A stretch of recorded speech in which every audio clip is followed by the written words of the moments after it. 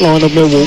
Gary Rowett, the 11th longest serving manager in England's top 4 divisions now. What are his strengths for you, Dave? He seems, having spoken to him on multiple occasions in the past, very grounded, driven by the hope he can improve players, can improve football clubs, bring progression. Yeah, and look, this has been an evolution here in terms of getting the players he wants in, the style of play. You've got to remember they've been without their skipper for a large part of the season, Sean Hutchinson, and that's a big blow. They've recruited well. You know, Creswell coming in from Leeds has been excellent, really composed on the ball.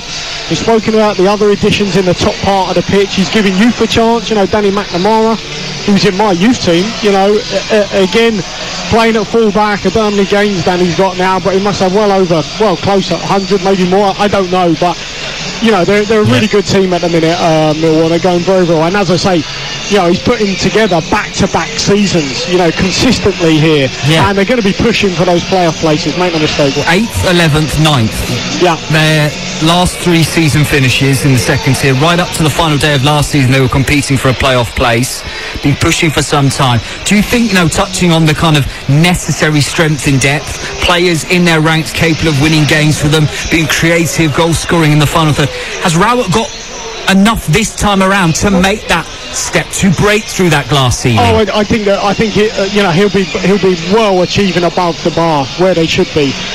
You know, due to great management, getting more out of the players that you've got. You know, astute signings. They'll be ahead of the curve, but you know, they're going to give it a really good go. You know, they will. They're going to run it very, very close. And look, he's got the luxury today, which probably in seasons past he hasn't really had, swapping out both wingers after a midweek game. You know, bringing two pairs of fresh legs in, of high quality players. You know, high quality players in Volkshammer and Burke, and you know, freshening it up. So he probably hasn't been able to do that for a long time. You speak to players and managers of other clubs, you hear how intimidating it can be to play here at the Den. That old school atmosphere around the place. The fans a little misunderstood as well, according to the Millwall boss Gary Rowett, will play their part today. Paul Eckenbottom saying he hopes the Den will be at full capacity this lunchtime, in attendance of 18,524. The Lions' biggest crowd since 1995 turned up recently for their 1-1 draw with fellow promotion contenders Sunderland. Another big noise expected this afternoon here on your home, the EFL Talksport 2. You will hear it. You're listening to EFL Game Day Live on Talksport 2 with Carling, the UK's #1 lager. 18 plus. Please drink responsibly. Don't forget every ball of England's Test Series against New Zealand live right here on Talksport 2. Our top commentary team back from 1 a.m. as England look to seal the deal after a very productive day 3 in the first Test. Down at the Den then, Sheffield United have a difficult day to negotiate if they're to strengthen their grip once more on second spot in the Championship. Millwall face the top 2 in a short space of time in the second tier, a seismic period in their push for a playoff place. All important in the Championship. Arriving at this point in the campaign though, most are right. It's time for kick-off here in your home of the EFL. Talksport to Millwall hosting Sheffield United. Let's cross to our commentary team with the former Republic of Ireland international striker Dave Connolly. But first, Nigel Adley. Thank you, Dan. Good afternoon once again. There are so many pressing issues for why Sheffield United have to get promotion this season. They all create pressures on and off the field, so a trip to the Den isn't ideal after a home defeat to the club, looking to reel them in. Millwall continue to build under Gary Rowett, and they've made this stadium the intimidating fortress it was always designed to be this season. A reminder of the two teams, 3 changes apiece, both sides losing in midweek. Millwall 1-0 at Coventry on Tuesday. Shackleton, Burke and Volkshammer come in for the injured Mitchell and Honeyman and Watmore, who are both on the bench. It's a second full debut for Oliver Burke on loan at Millwall. He was here from Sheffield United last season. Their team in full is Long in goal, McNamara, Creswell, Cooper and Wallace, Shackleton and Saville in midfield, Volkshammer, Fleming and Burke behind Bradshaw. For Sheffield United, Ahmed Hodzic, McAtee and Ndai all make way. Ndai hasn't been able to train since the defeat against Middlesbrough on Wednesday, so many of their strikers have injury problems. Chris Basham comes in for his first start since November the 12th, and the rotation between the Manchester City loanees, Tommy Doyle and James McAtee, continues once again. So it's Foderingham in goal, Basham, Egan and Robinson the back three, Bogle and Lowe the wing backs, Berger, Norwood and Doyle at the heart of midfield, Jefferson and McBurney in attack. Stephen Martin is our referee. It is a grey, breezy day in southeast London. The pitch looks a bit mottled in places, but a very good crowd inside the Den once again. And David Connolly, if Sheffield United are to get promotion, these are the sort of games they can't afford to lose, at least, and really they need to win. Yeah, I mean, certainly, you don't want to lose back-to-back games. It will be hard to beat. I think coming away from home here, picking up a point before they play Watford at home, I think for Sheffield United, the minimum is what they're looking for. And for Millwall, it's a chance to really test themselves. Got Sheffield United here today to play Burnley, don't they, next on Tuesday. So two really tough home games. It should be a test to see exactly where they are in this league, and they're going to be a tough game for both those sides. And it's Millwall who will get the game underway in their dark blue shirts, white shorts and dark blue socks. Sheffield United in their chain strip of white shirts with a red band down the centre, black shorts and white socks. And game day is underway once again on Talksport 2 with a big game from the EFL Championship. And Foderingham drops a ball inside the penalty area, headed towards goal from Cooper, is blocked. Foderingham and Bradshaw are down already inside the penalty area within the opening 20 seconds. It was a shuddering collision between those two, and it's a free kick for Sheffield United. Yeah, I mean, look, from the kick-off, route one from Millwall, which, you come to expect. Diagonal ball pumped into the box. Goalkeeper got clattered, but he'll be okay, I'm sure. As always, a good noise inside the Den from kick-off time. One or two empty blue seats around the stadium at the moment. The Sheffield United contingent look to have filled their area in the top tier of the stand away to our left, and already Foderingham has gone down for a second time here, and he'll receive treatment within the opening minute. Well, maybe it won't be okay. I mean, as you say, started from the kick-off, ball out, went back to Millwall's full-back, left-back Murray, punted it into the box on a diagonal, big high ball, came to claim it, clattered by Bradshaw, and he was taking the time to get to his feet. When then he dropped down again. It's hard to make out exactly what he's hurt here, but it wouldn't be it's a bit of a tweak on his knee, possibly. Well, Adam Davis, the backup goalkeeper, is already preparing to come on here. Has played previously this season in the league. He's been the regular cup goalkeeper. You'll have seen him featuring in those FA Cup ties against Wrexham. A crucial penalty save to deny Paul Mullen the opportunity to give Wrexham the lead in that replay at Bramall Lane, which was live on the Talksport network a couple of weeks ago. So Davis is hardly an untried veteran, but at the moment he is warming up very vigorously in front of us. And we've only had about 15 seconds of actual play here, and Foderingham looks to be in some trouble inside the Sheffield United penalty area away to our left-hand side. And the team with a lengthy injury list, who were unable to bring anybody in during the transfer window due to the ongoing embargo at the club, may have another issue here. Well, one thing you don't want to do is make a change in goal unless you really have to, so I'm sure he looks in trouble, doesn't he? Well, yeah, but they were giving Wes all the time he needs, and just making sure. But at the same time, David, against a team like Millwall, with their physicality and aerial prowess, you need a goalkeeper who's absolutely 100%. Yeah, but you want the number one to stay on the pitch as long as he can, and if he can, I'm sure they want to keep him on. Well, the break in play now is approaching 3 minutes.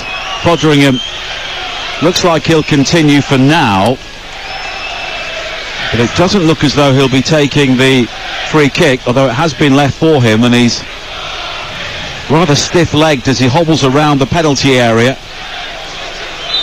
as a train rumbles into London Bridge between the two stands on the far side. Foderingham clears downfield, and there's a grimace on his face, but he gets good distance left-footed, looking for Jefferson, who is back in the starting lineup today following his red card in the FA Cup against Wrexham. But Millwall quickly win it back, and it's a promising run forward from Fleming down the centre, and it's an excellent ball. Here is Bradshaw, and the great save from Foderingham, and Foderingham goes down again inside the penalty area, but a really important stop there. Sheffield United opened up by the ball through from Fleming, Bradshaw clean through, but he was denied by the legs of Foderingham. Yeah, I mean, look, it's not a clean strike from Bradshaw. Lacked real power into the corner. Good first touch to take him away from the defender. He just tried to put it into the far corner, but he stuffed it really. Didn't possess the pace to get past the goalie. And good save from Foderingham. Long throw from Fleming, high into the 6-yard area. Flicked on again. Nodded back into the penalty area by Saville. And there's confusion there as Millwall try to keep the ball alive. And now Saville again. Quickly closed down, but Doyle will win it back for Sheffield United. They're having to weather the storm here in the opening moments. Eventually, it is played forward on the far side for Sheffield United, looking for McBurney, but Millwall quickly win it back. 4.5 minutes played here on Talksport 2. Sheffield United enduring a rather torrid start here, but it's goalless. Their goalkeeper's already received a lengthy injury break, but he's also made a fine save to deny Tom Bradshaw. I tell you what, they've started so well here, Millwall. You know, they've got 4 or 5 players often threatening to run in behind the Sheffield United backline. There goes another ball in behind.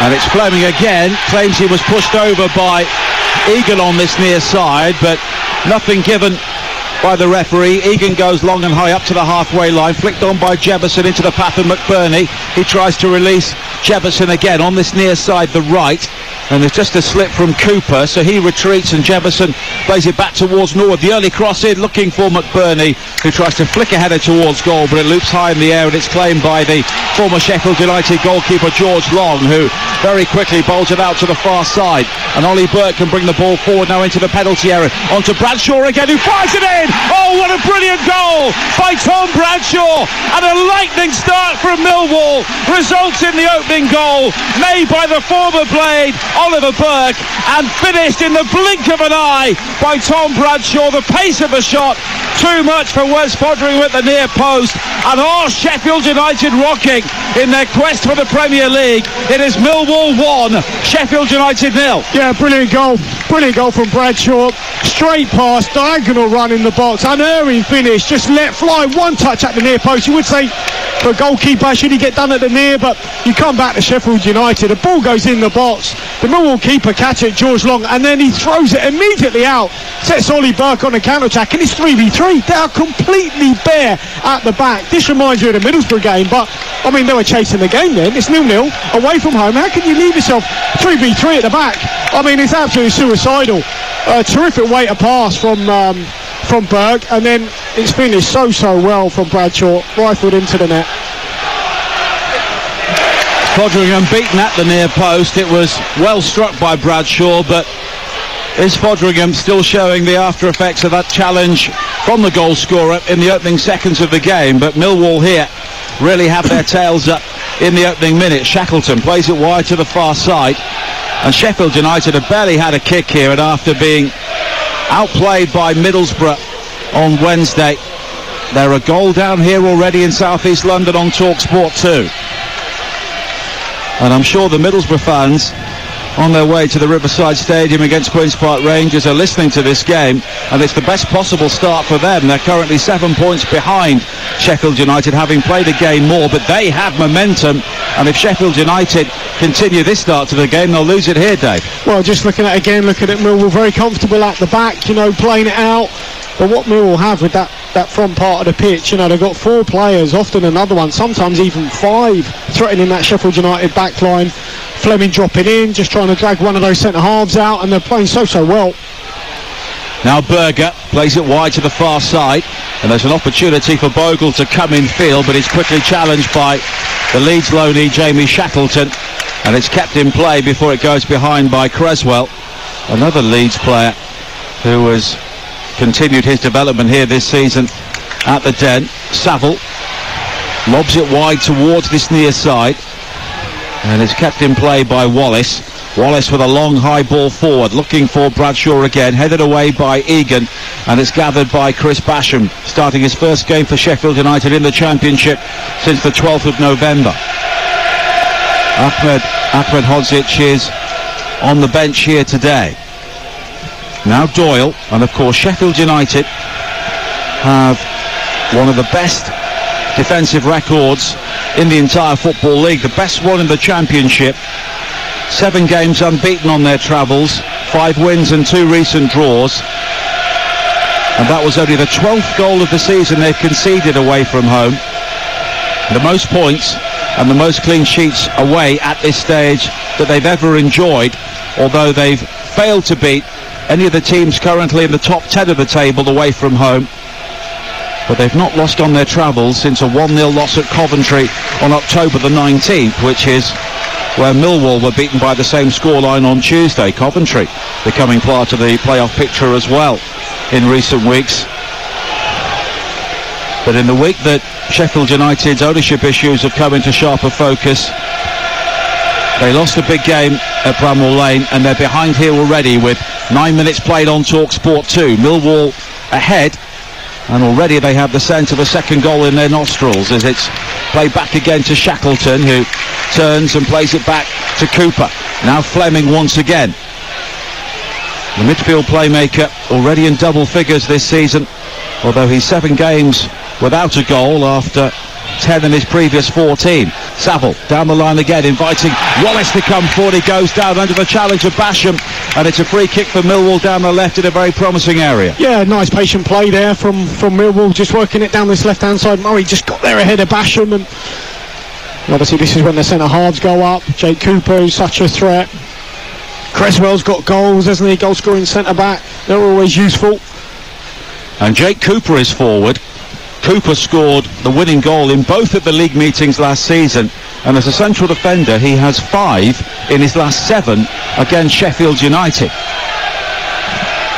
Sheffield United won the 2 previous meetings this season in the league and the FA Cup by 2-0, winning here in the 3rd round, but already a goal down here today.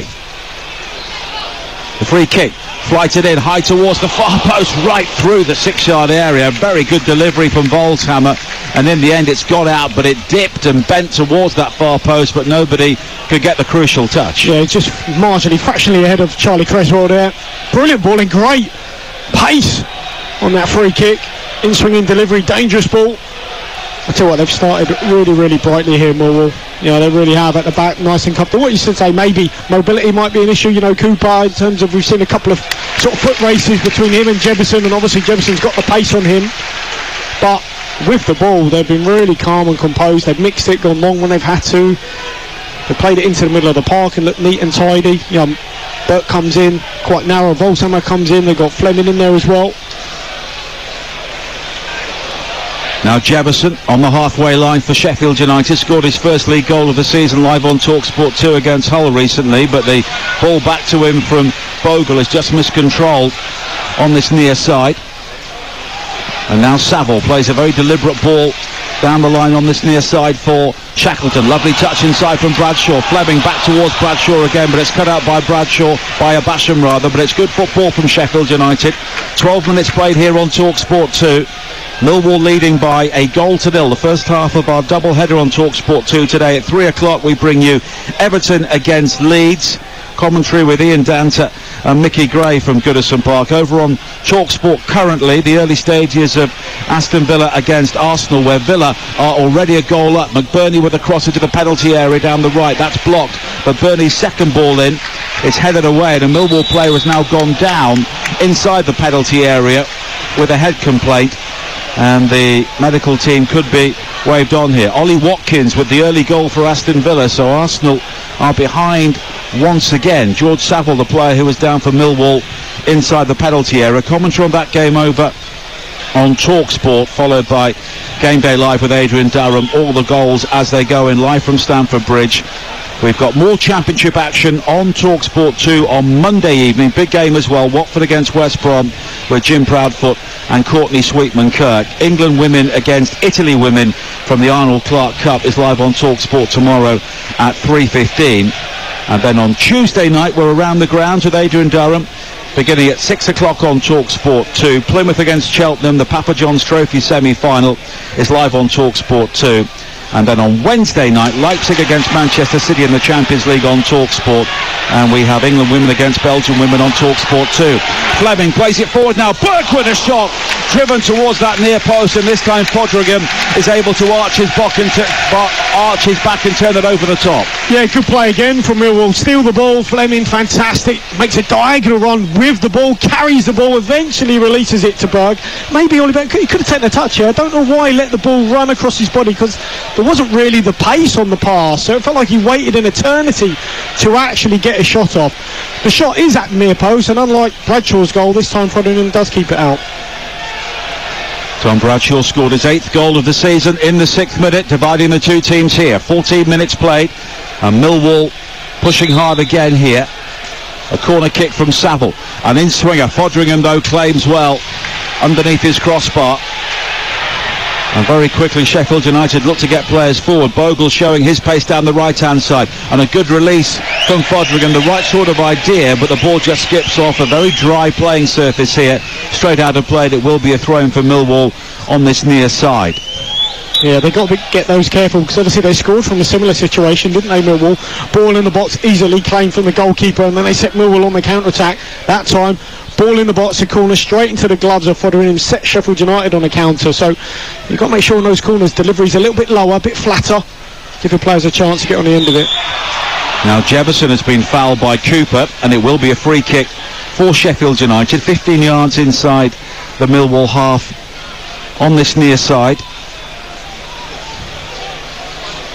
The situation at the start of play at the top of the Championship: Burnley 69 points, Sheffield United 61 points in the automatic promotion places.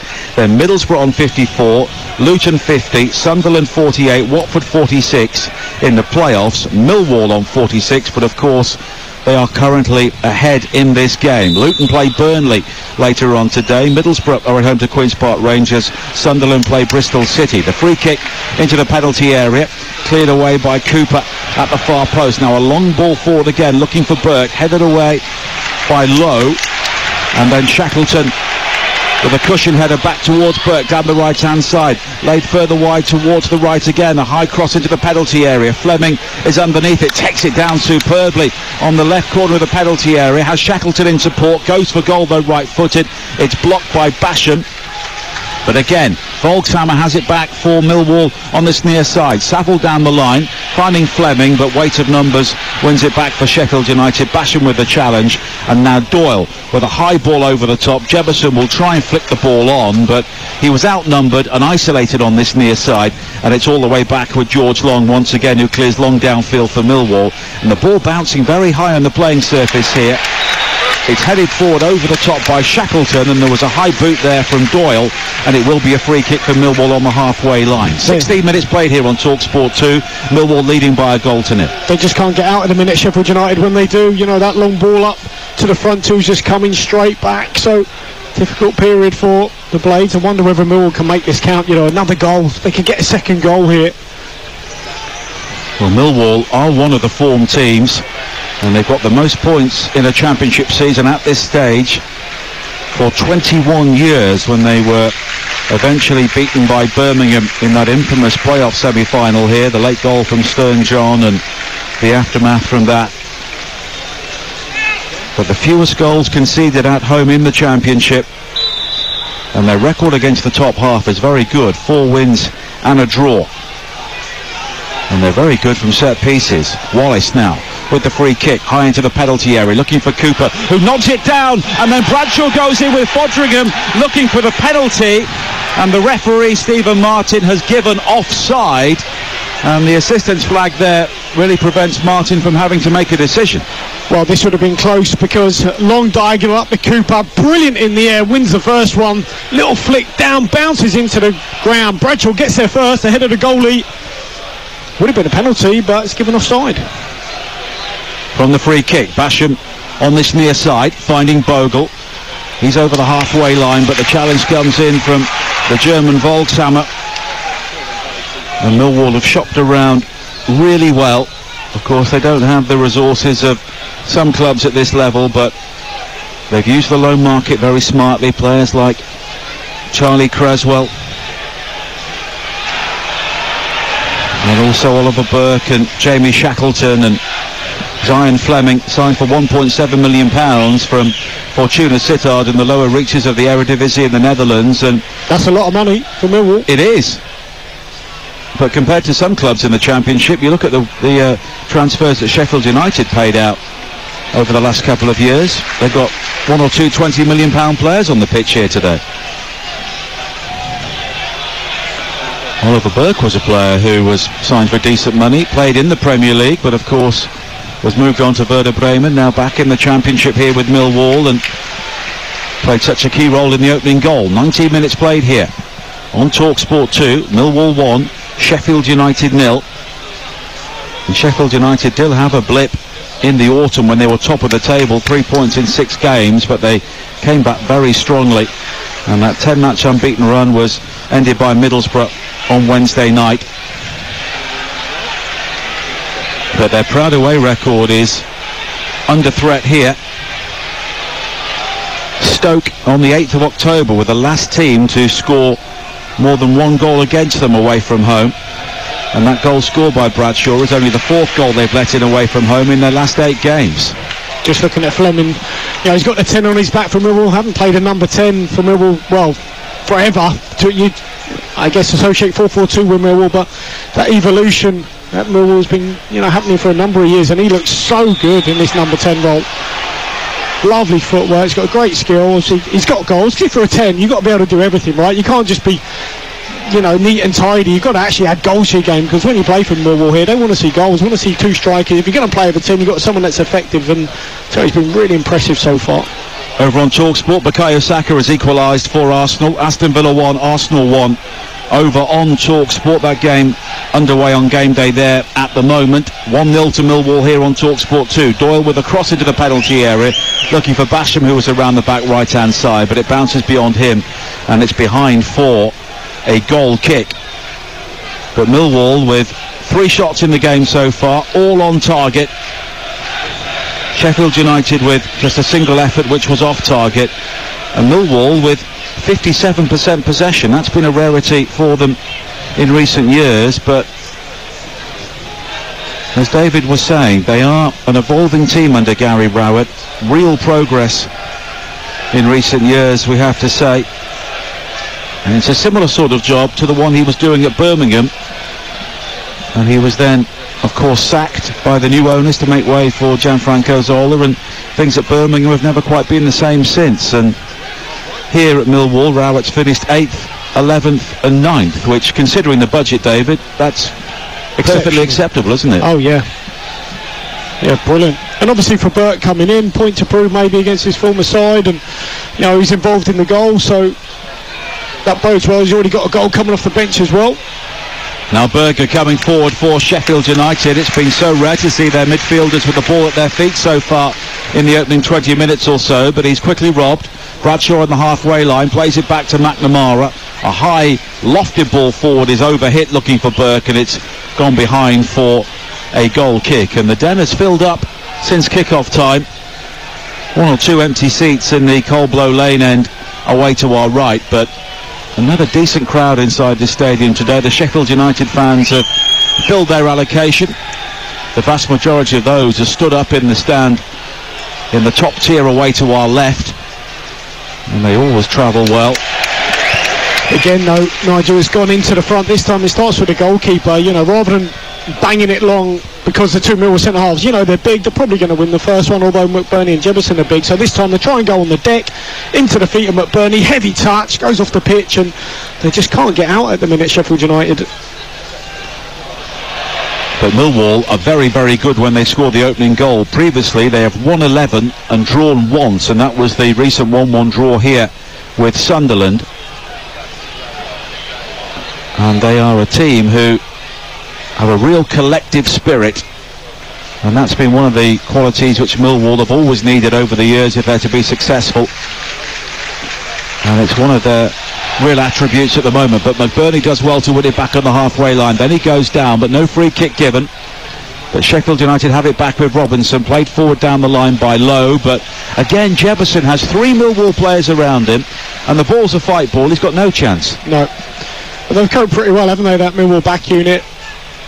with the front two of Sheffield United, and when it does go into them, you know, maybe the midfielder Sheffield United are so worried about Millwall's talented creative players, they're a bit slow to get up and support them, so they're just worried about the threat in behind, and that's what Fleming does, and Burke as well. Bradshaw puts doubt in the minds of opposition midfielders that they can't go too high. Got to worry about them as well.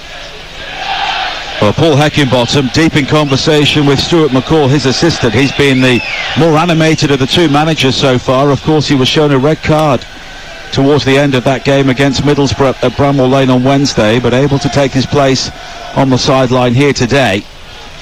And at the moment, he is not happy with what he's seeing, because Sheffield United have been second best all over the field, but the game just beginning to settle down with 24 minutes played on Talksport 2, with Millwall leading by a goal to nil. Tom Bradshaw scoring early on, but now Sheffield United have given the ball away, and here is Fleming with a dart forward towards the penalty area. Left hand side, he's got support from Shackleton. Fleming goes himself, he's held up, it comes back towards Saville. Shackleton is in an offside position, so Saville holds on to it. Now Wallace on this near side comes back infield onto his right foot. Saville with a high cross into the penalty area, and a free kick's been given for pushing, and an opportunity for Millwall comes to nothing. Well, goodness me, I mean, sure will be really frustrated down there, Paul Heckingbottom, because just a simple error, you know, from Egan.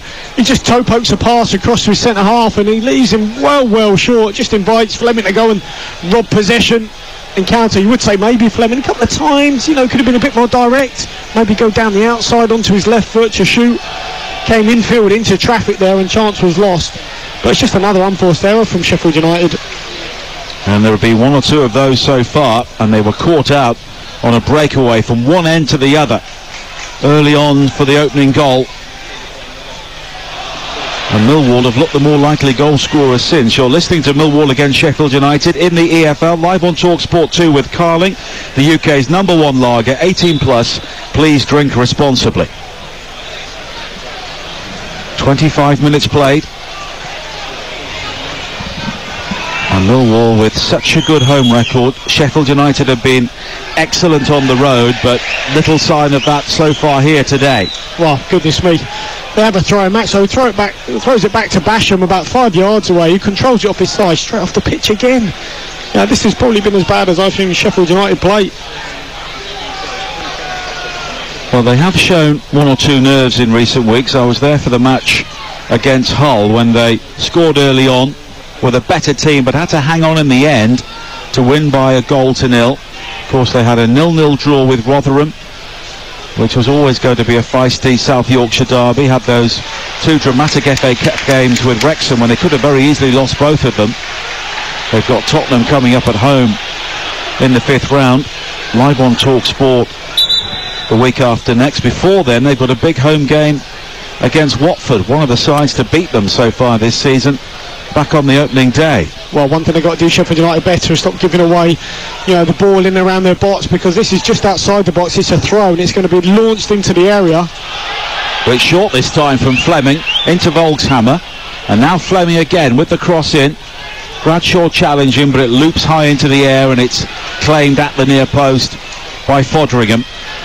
The Millwall have scored 20 goals from set pieces so far this season, over half of their overall tally, and all that hard work on the training ground is often translated into points most Saturday afternoons.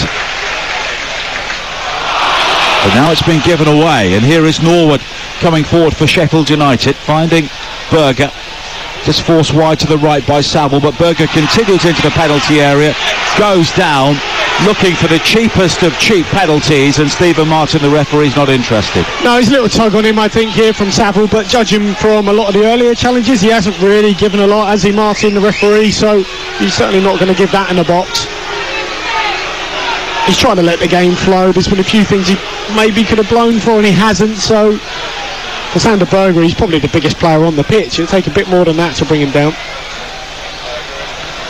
And this is the start of a big week for Millwall. They've got Burnley here on Tuesday, and then they go to Stoke and Luton, and then a home game with Norwich. Of course, the Stoke game will have personal meaning for Gary Rowett, one of his former clubs. And the other three are all against sides who are challenging towards the top of the table.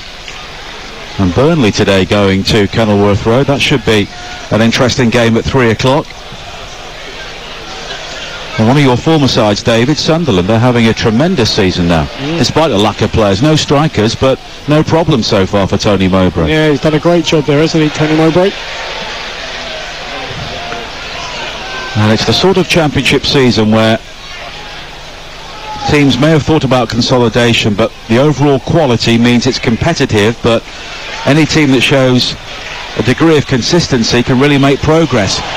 Millwall really a case in point. Fleming's ball forward looking for Bradshaw is cut out initially by Robinson, but every time Sheffield United play it forward, the ball's not sticking with either McBurney or Jefferson. Millwall quickly win it back and the crowd gain further encouragement.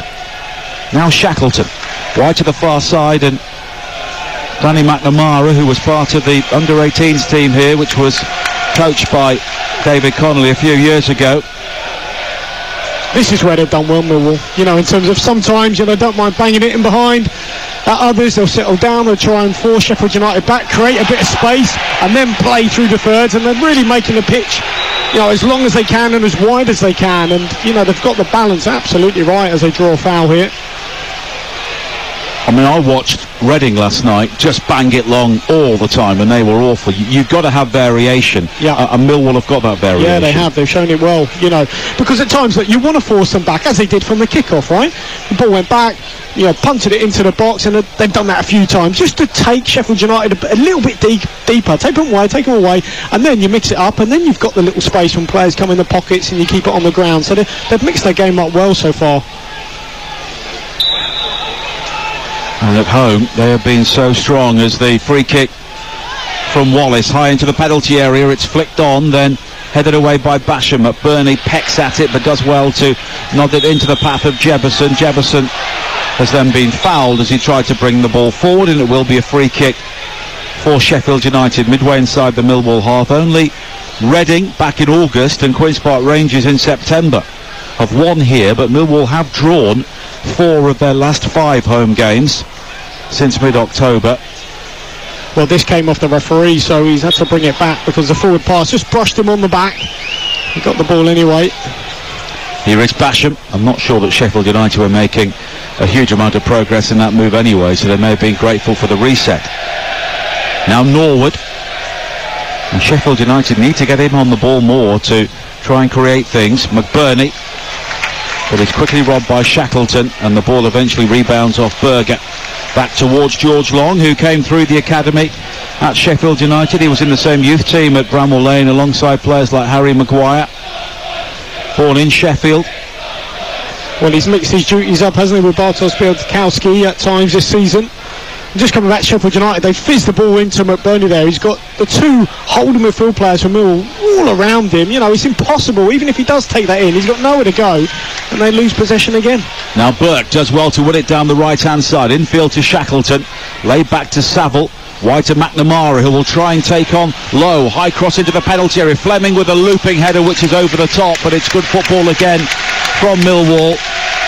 And of course, one of the keys to success for Sheffield United is getting the wing-backs forward, but due to the presence of players like Oliver Burke at the moment, they're pinned back and there's no outball. Yeah, good ball in this time though from Danny, because his last cross was wildly over here, far too far out to be a threat. This one just dinked up, not a bad height, just Fleming couldn't quite get over it. 32 minutes played on Talksport 2, Millwall 1, Sheffield United 0 in the Sky Bet Championship. Don't forget, coming up in the early hours of tomorrow morning, live and exclusive on Talksport 2, day 4 of the first test between England and New Zealand. England in a very strong position after a brilliant late spell from Stuart Broad earlier on this morning. New Zealand need 331 runs to win with only 5 wickets in hand.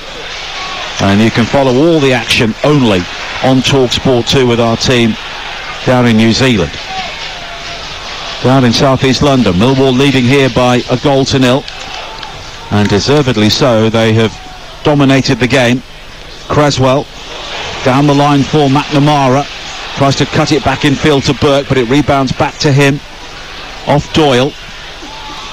And now Shackleton again, but Lowe does well just to get a foot in, but it will be a throw into Millwall. And Sheffield United by now know what's coming. Yeah, they do. Fleming just goes over to grab the ball. Let's hope they switch on. Well, if you're Sheffield United, let's hope they switch on here, because as I said last time, normally they launch it into the box. They took it short because Sheffield United switched off. So again, that just comes back to how Millwall have played here. They've just been a little bit brighter in everything they've done. Zion Fleming will take the throw-in on the far side, making all the use of the track around the pitch. Real loop on that into the near post. Creswell challenging for it, drops to Burke on the volley, but it's blocked by Berger. Jefferson will try and win it back now, heads the ball on, but Shackleton intercepts for Millwall, and McNamara plays it wide to the far side, and Creswell again.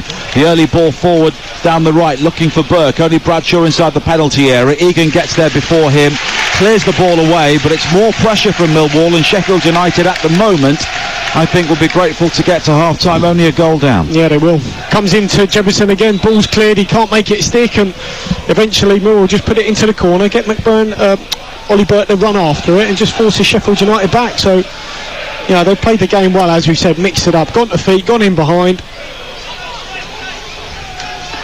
Now Bradshaw with a clever touch to find Volkshammer on this near side. Volkshammer now with a left-footed ball, high to the far post, put behind at the far post by Lowe, and he had to get there because Fleming was steaming in, but it's a corner for Millwall. Good ball, wasn't it? Really good ball. You say maybe no one gambling, trying to get across it.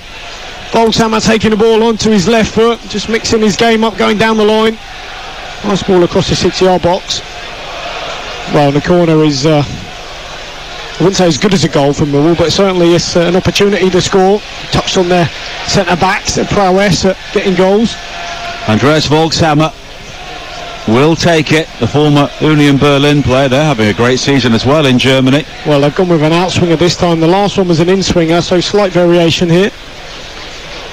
Volkshammer will take it in front of the Dockers stand on the far side. An outswinger into the near post, and McBurney does well to rise and clear. And then Jefferson is penalised for a nudge on Shackleton, and that's a foolish free kick to give away, because they know all about Millwall's prowess from this sort of situation, and he's given away a free kick midway inside the Sheffield United half, about 15 yards in from touch, and it's a great area. I mean, Shackleton knows, though, that he can go and get aggressive and get tight on Jefferson because he hasn't made anything stick, you know, so it's going to go in his favour, even if he looks like it's a bit of a foul. Referee's going to give it. I don't think it was that much in that, to be honest, but you just know that Jefferson is not going to get hold of it in a minute. Saville over the free kick for Millwall. All of the big men have stayed forward here. Creswell, Cooper and Wallace. And the late run from Volkshammer from the edge of the penalty area, whipped in by Saville, and it's headed towards goal, but claimed comfortably by Fodringham. Yeah, not a bad ball. It didn't quite have the pace to be a real threat. That is, though. A long ball over the top. It was missed by McNamara, but Long comes outside his penalty area, does well to volley it clear up towards the halfway line. Basham heads it forward again. Now Berger tries to get the ball down, but all he can do is hook it back towards Egan. And so much of what Sheffield United have done in this game has been hurried and frenetic, and that's credit to Millwall. 36 minutes played, and the Lions still lead by 1-0. Now Bogle on this near side again, finding Sander Berger, who scored in the victory back in August. Iliman Njai was also on the score sheet that day, but he's only on the bench today as Sheffield United just try to manage his fitness. No Billy Sharp, he's injured as well, and there are so many key players who are unavailable for Sheffield United. The two first choice wing backs, George Baldock and Ender Stevens, also picked up injuries in training. And it's been a frustrating time for Paul Heckingbottom as he looks to try and keep his team in second place, with a transfer embargo hanging over his head as well. But they do have a free kick here in a decent area. Jefferson has just been caught 25 yards out. Good area here for Ollie Norwood. Absolutely. This time it is a good ball into Jefferson. Good touch, much better touch. Does retain it, draws the foul. I think the ref could have actually played on there. Sheffield United are on the attack close to the box. And a thin drizzle beginning to sweep across the den now. Doyle and Norwood are over this free kick for Sheffield United. Well, McBurney is just maybe trying to get in the eye line of George Long. He just walks away from him now.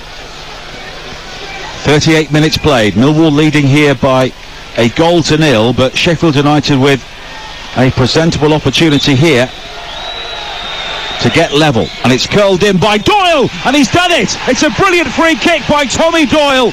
George Long caught out at the near post, and Sheffield United, who have been second best for so long in this game, have come back to level just before half time. It is Millwall 1, Sheffield United 1.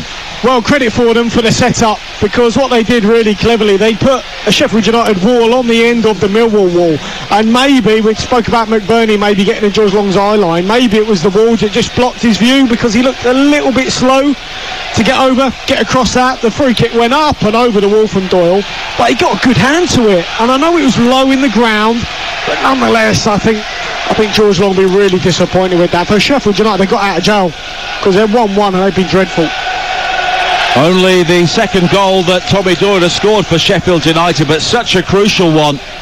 1-1 here, 6 minutes before half-time. Aston Villa are back in front against Arsenal. They lead by 2-1 over on Talksport. Philip Coutinho has put Villa ahead once again in that game, so Unai Emery enjoying his day against his former club. Arsenal behind once again in the Premier League, but Sheffield United are back level here, showing the stuff that promotion contenders need to be made of. But now Bradshaw at the other end tries to win it back from Egan, delivers a cross into the penalty area over the head of Burke. McNamara will try and recover it, and McNamara plays it down the line, but it's blocked by Doyle, and Doyle just hoofs the ball into the top tier of the main stand on the far side, and it will be a throw into Millwall. Well, there was certainly a pullback here on Bradshaw as he broke into the box. Just a little tug at his shirt by the looks of it, but he got away with that one. Sheffield United defender.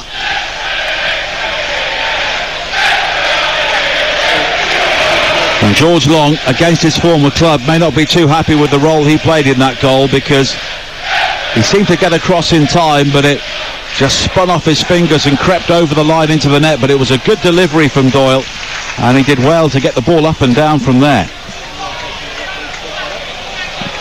But Sheffield United scoring with their first effort on target, and Millwall, who could have been 2 or 3 goals up themselves, have now been pegged back just before half-time. Now Saville lofts it wide to the far side, looking for McNamara, who was brave to stoop in and head the ball forward, but Burke has lost out to Robinson. But Millwall quickly won it back. McNamara back towards Cresswell. And now Cooper inside the penalty area. And I think Sheffield United, in their situation, would regard a point as a good result here today, but long way to go in this game. 4 minutes to play in the first half. 1-1 at the Den. And Millwall have not conceded twice here since that victory for Queen's Park Rangers back in mid-September. So that's the size of the task facing Sheffield United, but they've shown at times that they are capable of going to their main rivals and getting results. There's a small amount of crowd trouble in the upper tier of the stand away to our left, involving the Sheffield United supporters who are trying to goad their Millwall counterparts in the corner between the two stands, and the stewards are just coming across to try and sort that out. On the field, Saville plays it forward now, over the top. It's a good ball for Fleming, tries to volley it back in field, appeals for handball as it strikes Egan, but the ball does bounce off Egan behind for a corner. Superb here from Saville. I mean, he's deep in his own half and he opens the pitch right up, a brilliant 50-60 yard diagonal into Fleming in the box, tries a first time volley cross back into the area, cleared out for another corner. Let's see how they respond here, Millwall, because no doubt they'll be deflated. I think they've played so well. They could have been, at least, as you say, 2 up. Now they find themselves all level. But it's a corner kick with 2.5 minutes to play in the first half here on Talksport 2. 1-1 at the Den. An outswinger once again deep into the penalty area, looking for Cresswell, headed away by McBurney, and McBurney goes down. He was pushed by Cresswell. It will be a free kick. And gradually Sheffield United have got wise to the way that Millwall are playing in this game, and it's to their benefit. Well, they go with an in-swinger this time. They've mixed it up, haven't they, Millwall, their variation on their deliveries, but any sort of contact It's hard to get right in the box. I mean, Gary Rowett has gone bananas at the referee because he feels that there was a tug back on Bradshaw in the box. Nothing was given. Obviously, the goal came from a free kick for Sheffield United, so he feels maybe they haven't quite got the rub of the green. Jebison has been penalised on this near side. He initially won the ball, but then just nudged over Murray Wallace, and the decision was given by the assistant referee, and Jebison then has words with the assistant. Stephen Martin just comes across, but there's only a word from him. Jefferson, of course, was sent off in controversial circumstances during that FA Cup tie at Wrexham. And Sheffield United came back dramatically to draw late in that game. Not quite the drama here so far today. McBurney is now continuing the conversation with the assistant on this near side as Long takes the free kick. Bradshaw just ducks out as it bounces into the penalty area, hooked away by Egan. Wallace recovers it, toes it forward, but only as far as Basham. It's all a bit scrappy inside the Sheffield United half. Now Saville again, caught by Jebison. It will be a Millwall free kick, and now Paul Heckingbottom turns towards the fourth official, Charles Breakspear, and has words with him. And we've seen plenty of free kicks so far, David, haven't we? Well, we have, yeah. I mean, I think that was the right call, to be honest. Just means that Murray Wallace can again hit this on the diagonal into the box. They do keep a high line, Sheffield United. I mean, it's a good 10 yards outside the box, and it served them well when Bradshaw was caught offside. They have to time their runs right here, Millwall. Into 2 added minutes at the end of the first half. Wallace with the free kick. And Sheffield United will clear, and McBurney has been bowled over by Fleming. And it will be a yellow card for the Dutchman. And as you can hear, the home crowd aren't too happy about that, but I think Stephen Martin, the referee, has maybe just lost patience. Yeah, I think so. I mean, just coming back to the free kick, Sheffield United, you know, their defensive line is a good 10 yards outside the box, which is high. What they're trying to do is keep the threats from Millwall, you know, as far out the box as they can, and just drop as late as they can into the area. And as I say, well, it served them well twice now. And it's a very drizzly day now here in southeast London. We can still see the light on top of Canary Wharf twinkling away behind the Docker stand on the far side as Berger brings it forward here for Sheffield United, back towards Egan, and now slid wide to Robinson. And we are deep into added time at the end of the first half here. 1-1 on Talksport 2. Given away, though, by Jebison, but Berger does well to recover it. But then Shackleton comes in with a challenge, and he was pulled back by Berger. And Berger will also receive a yellow card. Yeah, just good ratting here from Shackleton, because it looked like Berger had just done enough one-back possession for his team, but he didn't really expect Shackleton to come out of the shadows, and he does. Wins the ball off him, and Berger brings him down, and rightly so. That is a booking. This time it's a little bit different from Millwall. Central free kick, close to the centre circle, so they might split the centre halves, one left side of the box, one right, and just keep Sheffield United guessing, or they might put them both on one side. It looks like they're both on Millwall's left, maybe. This is just going to be put in on the diag. No, they have split them. Yeah, it's quite wise to do that. Could be the final chance here in the first half. Wallace with the free kick. High towards the penalty area. Cooper was having his shirt pulled. It's cleared as far as Fleming, and now fired towards goal, but it was a very optimistic effort from Shackleton, and it's some way wide. I mean, they're all over Cooper, aren't they? Jake Cooper, they know Sheffield United. They've got to mark him really closely on those set pieces. No matter what deception you use, you probably know against Millwall, it's going to Cooper. You know, so just get your players in and around him, put him off as much as you can. Well, it usually does against Sheffield United. That's half-time. Good half of football. Millwall, the better side in the most part, deserved their early lead given to them by Tom Bradshaw, but Sheffield United level thanks to a free kick from Tommy Doyle shortly before half-time. George Long maybe should have done better, but Paul Heckingbottom will be very relieved his team are on level terms, because that was a first half which really tested the credentials at times of the promotion contenders. Half-time, Millwall 1, Sheffield United 1. Thank you, Dan. And it's Sheffield United who will get the second half underway. No changes to either side during the break. So here are the two teams again for you. For Millwall, Long in goal, McNamara, Creswell, Cooper and Wallace the back four, Shackleton and Saville in midfield, Volkshammer, Fleming and Burke behind Bradshaw. For Sheffield United, Fodringham in goal, Basham, Egan and Robinson the back three, Bogle, Berger, Norwood, Doyle and Lowe in midfield, Jefferson and McBurney in attack. And it's Sheffield United in their white shirts with the red stripe down the centre who will get the second half underway, attacking the stand which has their supporters in it, or in the top tier at least, away to our left hand side. Millwall in their dark blue shirts, white shorts and dark blue socks. And a really big 45 minutes coming up for both, David Connolly. Yeah, absolutely. I'm sure at half-time, Paul Heckingbottom would have said to his Sheffield United players, look, we got our gel there, we were dreadful, we got to improve in this second half and count ourselves lucky where even Stephen, I think if you're Gary Rowett, you'd just be so disappointed, say, look, just keep going, play like we did in that first 45, and there'll be something there for us. So yeah, this game is in the balance, that's for sure. A reminder, over on Talksport, Aston Villa leading Arsenal by 2-1 at half-time. Game Day Live with Adrian Durham will have all the goals as they go in following that. Here on Talksport 2, Everton against Leeds with Ian Danta and Mickey Gray. Another busy game day on the Talksport network, and game day is the only way to spend your Saturday afternoon, whichever team you follow, whichever league they play in. And Sheffield United here playing from right to left as we look out from the Barry Kitchener stand here at the Den on a grey, damp afternoon, but a good deal milder than it has been recently. Now an opportunity for Robinson to try and play it forward for Sheffield United once again.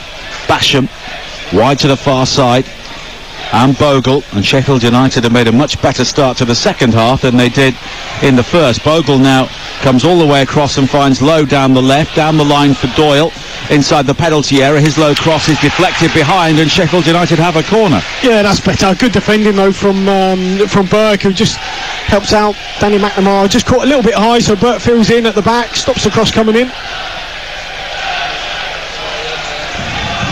Corner kick, which will be taken on this near side by Oliver Norwood. And Norwood has such good delivery from this sort of area. It's low in towards the near post. It's flicked on by Robinson, who arrived late, and it goes right through the 6-yard area and behind for a goal kick. That was unlucky. Excellent delivery, as you come to expect from Ollie Norwood. Flicked on at the near and then just slightly ahead of Robinson at the back post. Better start from Sheffield United to the game than it was in the first 45, that's for sure. Then they do have Njai on the bench as well, so they have options there. They do, and that is, I suppose, what could be to come for Sheffield United. They'll just be hoping they can remain in the game for as long as they can, and they do have arguably more coming off the bench, although players like Duncan Watmore could offer something for Millwall. Of course, we heard from him before kick-off, their recent signing from Middlesbrough, and also scored in the game last week against Queen's Park Rangers.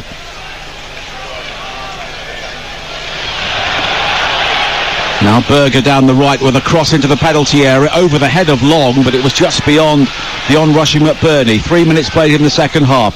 Doyle on this near side tries to work it into the penalty area, and Millwall will try and clear, and they'll try and bring it forward here, and they've lost their way in this game, but Bradshaw is not found by Shackleton, guided back by Egan towards his goalkeeper, where's Fodringham wearing all yellow, defending the goal away to our right-hand side.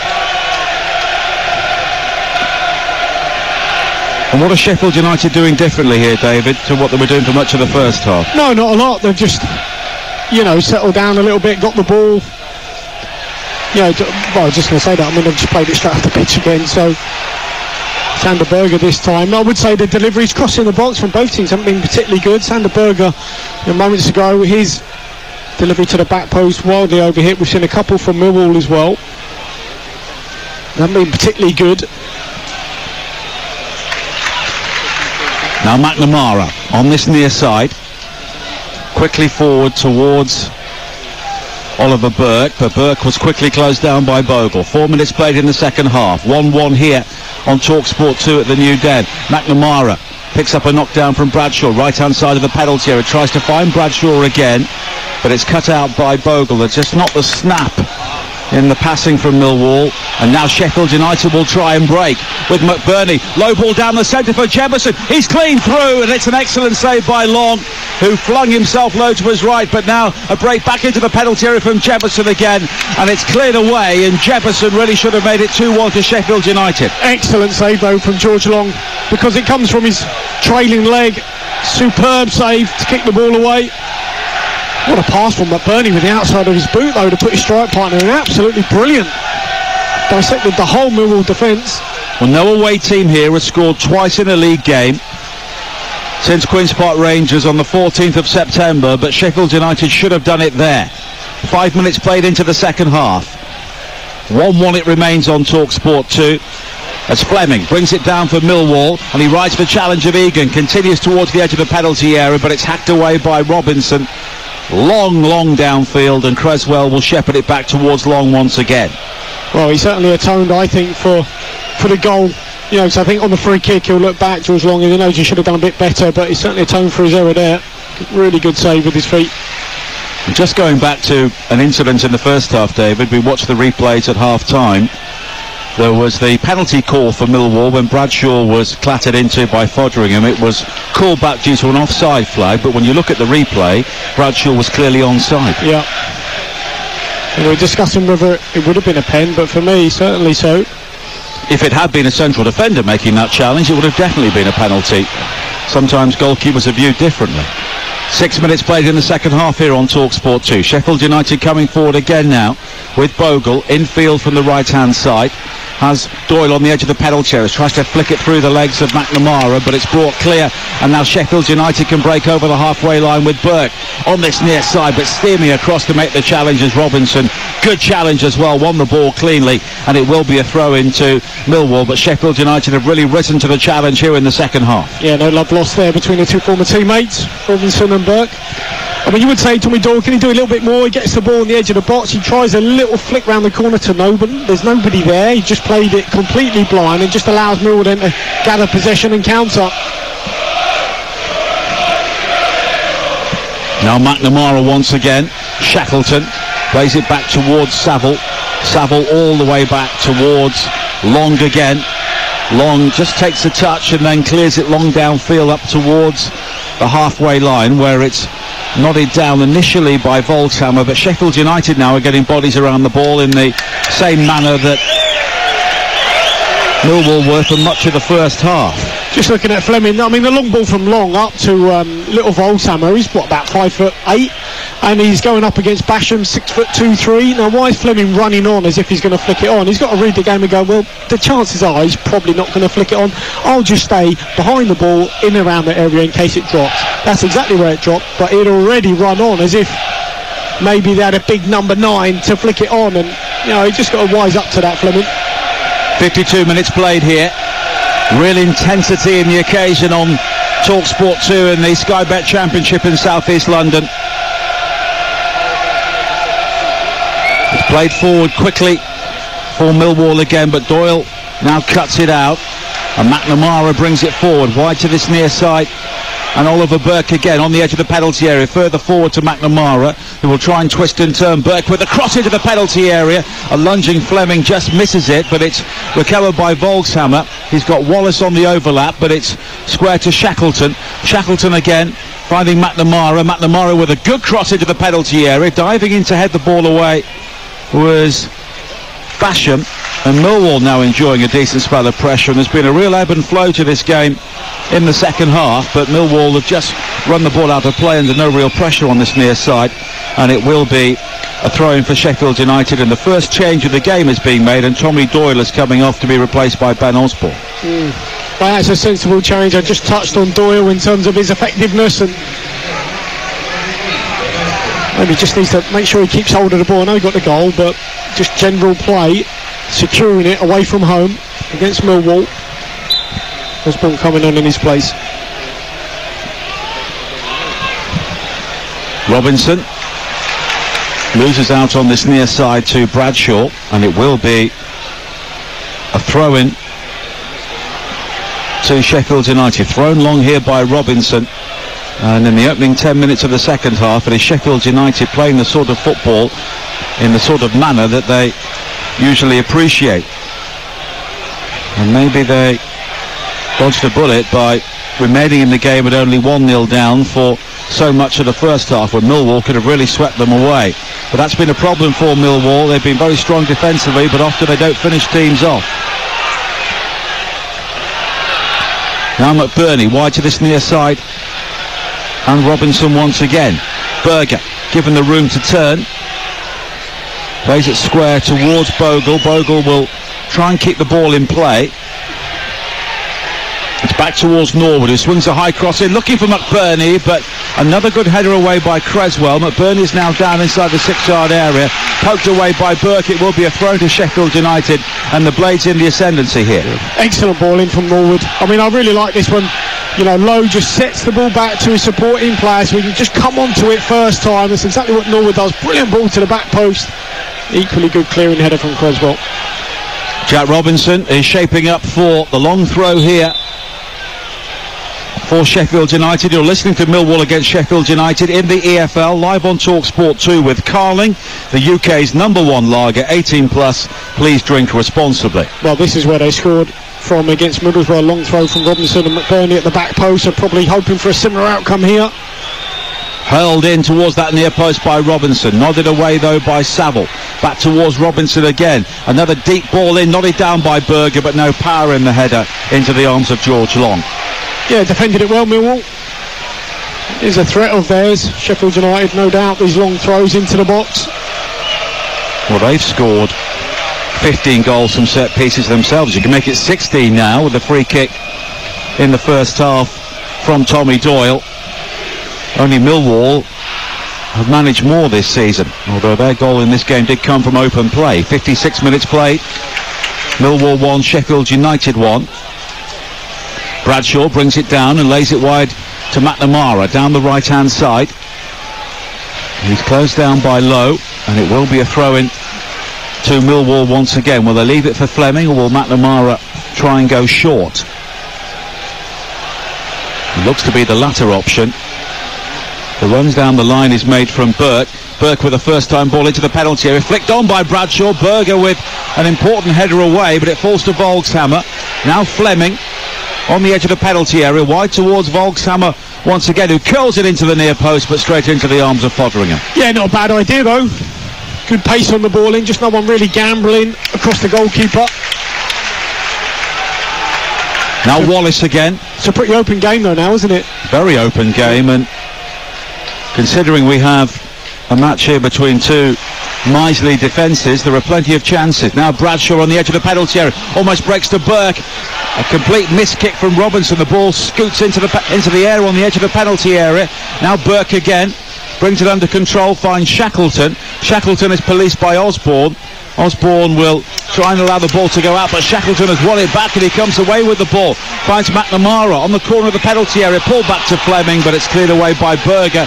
And then there was a miss kick there from Cooper, and he hauled down Jefferson, and I think it will be a yellow card here for Cooper, and no more than that. But it was a dicey challenge because Cooper had lost his footing, and had he not hauled down Jefferson, he would have been clean through, but from inside the Sheffield United half. Yeah, streetwise, really there from Jake Cooper, knowing that he'd been beaten by Jefferson. Just coming back to Millwall, excellent play from Shackleton in the corner, you know, just to keep the ball alive, hunting the ball back. You just maybe say McNamara's crossing in the box again. He tried a little low cut back and easily read. Well, as it stands, Millwall would move back into the top 6 ahead of Watford on goal difference. Watford play West Brom live on Talksport 2 on Monday night, but of course there are a number of teams around Millwall, Blackburn and Norwich, and also Coventry, who play later on today. And Sheffield United would be in a situation where they'd be 8 points clear of Middlesbrough, having played the same number of games, and Middlesbrough later on today play Queen's Park Rangers. So there is still work to do. And Burnley here on Tuesday night, and of course they've got a tough game today away to Luton, but you wonder what sort of state Millwall will be in, because they're giving an awful lot here today, and then they'll have to do it all again against the league leaders on Tuesday. Creswell with a ball forward which goes straight to Bogle on the far side, the Sheffield United right, but it's quickly cut out by Volkshammer. And if you are to pick a winner at the moment, I would probably just edge towards Sheffield United. They're playing the more controlled football, aren't they? Yeah, I mean, maybe. Yeah, certainly much improved in this second 45, as you'd expect. Here is McBurney. Wide towards Osborne again. Looks to twist and turn away from McNamara, then just clips his heels. He goes down. It will be a free kick. And George Long will take it. One excellent save from him in the second half to deny Daniel Jefferson. And you wonder when or if Paul Heckingbottom will risk Iliman Ndiaye in this game. 10 goals this season, but only 1 in his last 15 games. But he is currently in conversation with a member of the backroom team, so he could be on very soon. Throw in for Sheffield United on this near side, which Robinson will take with an hour played at the Den on Talksport 2. 1-1 the score. There's some light drizzle begins to fall once again here in southeast London. A crowd, I would imagine, of around 16,500, 17,000, not too far short of the current capacity. The lower tier of the stand away to our left is unoccupied today, as Wallace plays it all the way back towards Long again, who clears Long downfield. Bradshaw will chase, headed infield by Basham, nodded away by Egan. Savills cushioned header looking for Fleming is quickly cut out by Berger, but McBurney then runs into Creswell. And once again it's all very scrappy until it's sliced forward by Norwood, just looking to fade the ball in behind the back line for Jefferson to run into, but Creswell will play it all the way back to George Long once again. I mean, look, they're not the biggest, are they, Millwall? Certainly Bradshaw up top for him, but you know his game. Look, he won another flick on there. And now Fleming strides away from Basham, plays it wide to Volkshammer down the left, first time cross into the penalty area. Bradshaw with the header. Excellent header from Tom Bradshaw, and Millwall retake the lead. They were initially appealing for a penalty inside the box, but then Bradshaw arrived to stoop and guide the header low beyond Foderingham. And just when it seemed that Sheffield United had taken a grip on this game, Millwall have come roaring back, and they lead by 2-1. Well, we just touched on him about his size. You know, I know it's like small centre forward, but his game. And as I just said, ball went up. I mean, he had probably no right to win this flick on the halfway line. He does brilliantly. And that sets Millwall on the attack. And before you know it, I mean, you're taught this. You know, hold the ball up on the halfway line, ball goes wide, you make your way into the box. That's exactly what he does. A lovely little dink ball to in and around the penalty spot. And it's a terrific downward guided header into the far corner. Great goal. You know, and a lot of the front players involved in it. Fleming's involved in it. Volkshammer's involved in it. Lovely ball, and you know, perfectly placed into that far corner from Bradshaw. Great goal. 9 goals for him this season. Sheffield United have made the change. Jefferson has gone off and Ndiaye has come on, but now they're having to chase the game once again. 2-1 down here. And that was a very well constructed goal from Millwall. Bradshaw with his second. Already has 1 hat-trick this season. And Sheffield United, who just look to have taken a grip on this game, must now try and come back again. And here is Ndiaye. Good ball in field to Berger. Berger's got space to hit this. It's taken a deflection, but it bobbles up kindly into the arms of Long. And from Sheffield United's point of view, they have conceded 2 goals after being shown up in the wide areas on a couple of occasions, but now Saville has given the ball away. He caught Ndiaye, but Berger will race forward into the penalty area. Berger driven wide to the right, but he fires it in low. It hits Cooper. He plays it back across the penalty area into the side netting, and it's gone behind for a goal kick. Yeah, I mean, one thing they've got to do is look after the ball. Saville in the middle of the park just raised his arm just to apologise. Loose touch from him. They're still possession, Sheffield United, and Berger, he's so good at this, carrying the ball. He's big, he's powerful, terrific diagonal run across the box, fakes to shoot twice, puts a couple of Millwall players on their backsides, and just that final finish, maybe he could have taken the shot on a little bit sooner. Millwall 2, Sheffield United 1 on Talksport 2. And we're set up for a fascinating final 25 minutes here. Arsenal have equalised for a second time at Aston Villa. Alexander Zinchenko has made it 2-2 there. That game is live on Talksport, followed by Game Day Live with Adrian Durham live from Stamford Bridge. Everton against Leeds coming up here on Talksport 2. And play has been halted here. And one or two players are just taking on some refreshment for Millwall on this near side, but they do have a throw-in, which is taken by McNamara, and it's glanced on by Burke. And Sheffield United showing defensive frailties once again, and that's the first time since October the 8th that they've conceded more than once in an away game, and that was when they were beaten 3-1 at Stoke City. Flick now from Volkshammer to find Fleming. Laid wide to the far side, and Wallace down the line for Volkshammer again, creating the angle for the cross, driven low. This time it took a deflection into the side netting off Basham, and it will be a corner. Yeah, good movement again for Volkshammer, because he's played like an inside forward at times. Just see if they take this quickly, Millwall, this corner. Yeah, they have. Played short towards Saville again, and now there's space inside the penalty for Volkshammer to curl it in, headed away by Unjai at the near post, quickly won back by Shackleton. And Unjai's done well to recover the ball here, and then he was pulled back. I think both Unjai and Shackleton were having a nibble at each other during that run. The referee allows play to continue, and Sheffield United have it back with Lowe. Good ball forward from him to find Norwood. Norwood on towards Berger again. Volkshammer knew he couldn't really make the challenge, so Berger strides forward. He's got support on his outside. He's also got Lowe inside the penalty area. Lowe tries to nudge it on towards Bogle, but it's broken up. And Millwall will have to do some more defending here. Here is Basham, one of the overlapping central defenders. Wide towards Bogle, who scored here in the FA Cup win back in January for Sheffield United. Up towards the edge of the penalty area, checks back and finds Berger again. Berger now will come in field, nudge forward towards McBurney, who tries to spin and turn, but the shot is blocked by Creswell.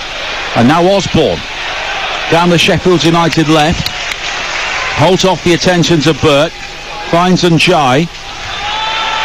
Back now to Egan. Egan picking out Berger. Berger with another good run into the penalty area. He's gone beyond two, delivers the cross in. Basham, though, is denied at the expense of a corner. Yeah, good response here. Just keep the ball alive, Sheffield United. Can't quite clear their lines, Millwall. Obviously, Njai come on, so that's an added little bit of quality. But actually, as they were breaking there, Sheffield United, he was so deep winning the ball back in around his own corner flag. He wasn't actually in the box to be a goal threat, but he is now. Corner kick on the far side.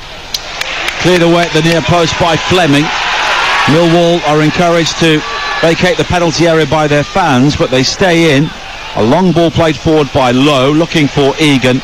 And there's time here for Creswell to play it forward. It's a good ball as well into the path of Bradshaw. And now Volkshammer on the halfway line, looks to the right and the overlapping McNamara, and Volkshammer now tries to pick him out, but he telegraphed the ball and it's cut out by Osborne. 68 minutes played on Talksport 2. Millwall 2, Sheffield United 1. Sheffield United heading for back-to-back defeats here. Osborne with a low ball cut back into the penalty area. Egan was forward, and again he was challenged, this time by Creswell, for another corner. Yeah, I mean, Saville gets back, just gets a foot in here just to stop Sheffield United controlling the ball in the bottom. I mean, it's probably been a bit too much like a basketball game for Gary Rowett since they've got the lead. You know, they've turned the ball over a few times pretty cheaply, so facing sort of undue pressure here. Corner kick on this near side, which Norwood will take. High towards the far post, nodded towards goal. Brilliant save by Long. It's poked towards goal again by Basham, and somehow it's scrambled clear. It was Basham with the first header, smothered by Long right on the goal line, and then the rebound was scrambled clear. Now Njai inside the penalty area on the right-hand side. Just holds the ball up, tries to poke it back to Osborne, but it's cut out by Shackleton. And he gives it to Wallace, who just plays it long down the line, but you can hear the fans. No one forward. Yeah, the fans just encouraging the team. No, come on, get out of the box. They need some players sort of higher up the pitch just to relieve this pressure.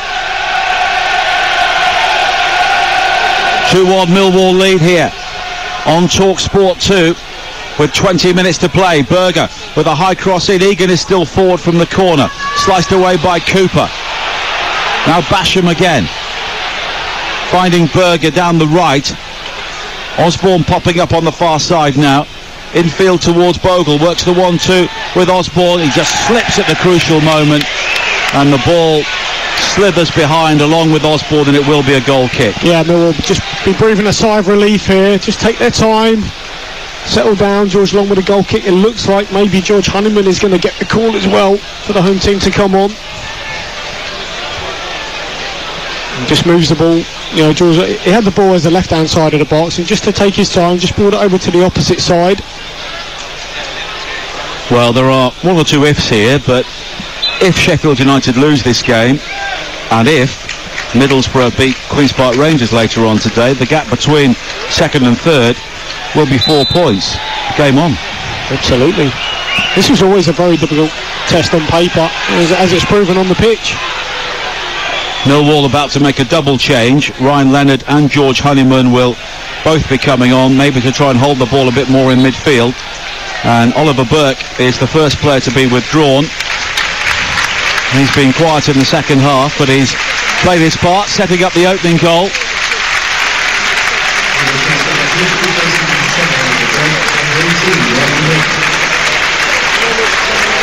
Second loan spell at Millwall. He's getting off to a very good start.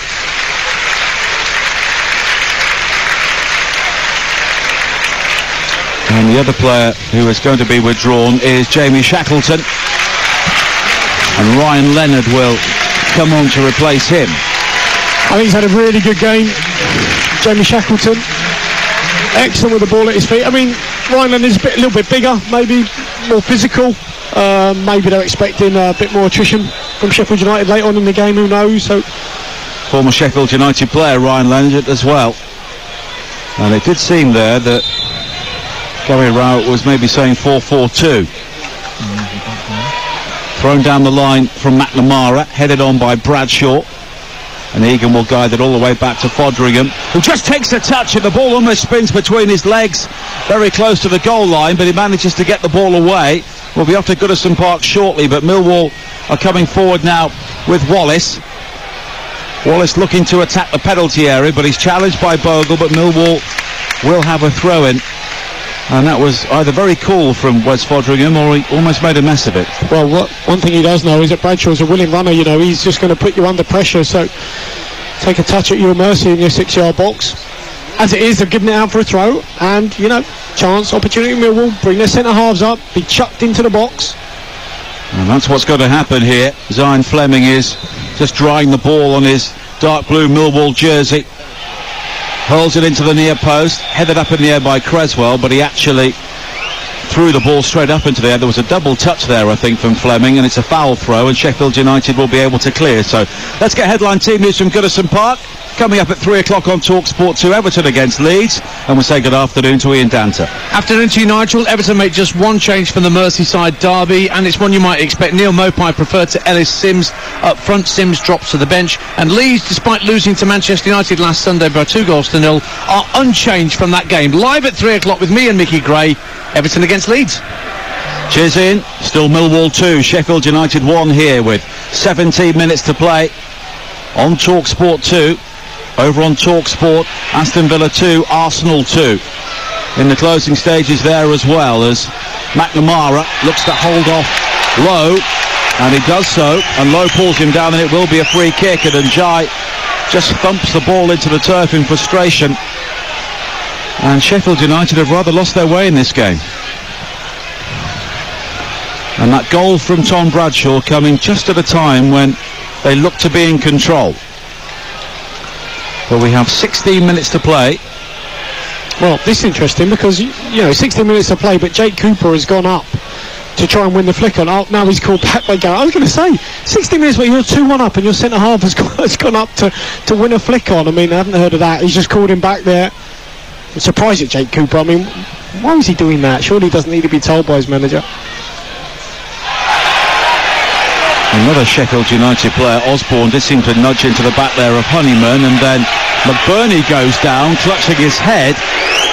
Ryan Leonard was the closest player to him, and then McBurney gets up and can't believe he's not got a free kick. It was Jake Cooper, because he's back where he should be, marking Ollie McBurney, and as McBurney turns around to run in behind, Jake Cooper just stands his ground, runs into him. There's nothing wrong with that, to be honest. I think McBurney made a meal of it.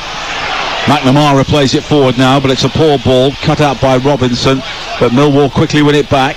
Saville, and then guided back by Leonard towards Long, and then there's another clash there involving Cooper and McBurney, and the referee has penalised McBurney, and McBurney needs to be careful. He was going to be booked, and that was a stupid foul to give away in the circumstances. Oliver McBurney is just having words with Stephen Martin, and the ball was nowhere near them, and he just clipped Cooper as he ran past him and receives a yellow card. Yeah, I think he's just seeking a little bit of retribution there. It was actually the assistant referee that waved. There wasn't a lot in that. They've had a good battle, those two. When you're up against Jay Cooper, exactly what he is. He's a threat in the opposition box at set pieces, but tall, strong, good in the air, who'll be combative, who'll be tough. But Bernie knows that. Free kick now for Millwall, and another opportunity for them to try and slow the game down as Sheffield United make a tactical change. Chris Basham comes off, and James McAtee, the Manchester City loanee, comes on. Well, they did this against Middlesbrough when they were losing the game to try and get back in it, change from a back five to a back four. That's what they've done here. And Long will take the free kick here. And the clock is ticking for Sheffield United. Long downfield. Fleming almost wins it back, and now Saville does win it back on the Millwall right-hand side, and he's been hacked down there unceremoniously by Bogle. Bogle complains, and I think he's about to pick up a card if he's not careful, but it's a free kick here for Millwall, much better than a corner down their left. Needless free kick to give away, really. Yeah, absolutely. And Sheffield United showing increasing signs of frustration here.